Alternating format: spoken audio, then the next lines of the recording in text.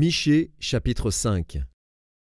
Et toi, Béthel Ephrata, petite entre les milliers de Juda, de toi sortira pour moi celui qui dominera sur Israël, et dont les activités remontent aux temps anciens, au jour de l'éternité. C'est pourquoi il les livrera jusqu'au temps où enfantera celle qui doit enfanter.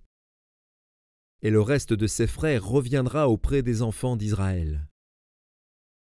Il se présentera et il gouvernera avec la force de l'Éternel, avec la majesté du nom de l'Éternel, son Dieu.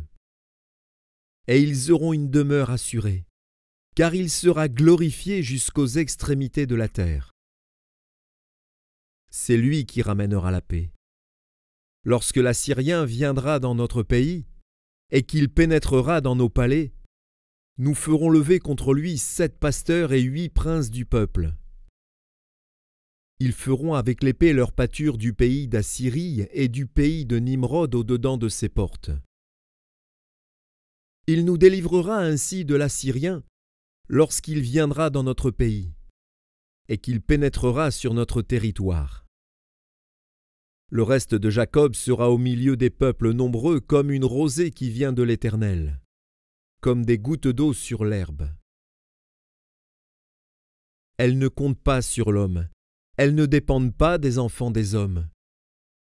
Le reste de Jacob sera parmi les nations, au milieu des peuples nombreux, comme un lion parmi les bêtes de la forêt, comme un lionceau parmi les troupeaux de brebis.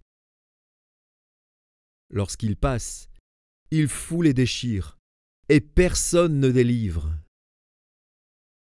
Que ta main se lève sur tes adversaires, et que tous tes ennemis soient exterminés.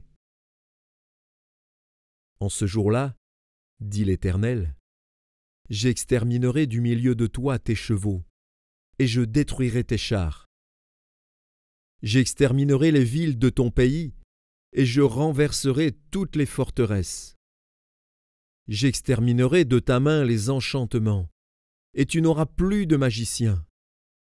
J'exterminerai du milieu de toi tes idoles et tes statues, et tu ne te prosterneras plus devant l'ouvrage de tes mains. J'exterminerai du milieu de toi tes idoles d'Astarté, et je détruirai tes villes. J'exercerai ma vengeance avec colère, avec fureur, sur les nations qui n'ont pas écouté.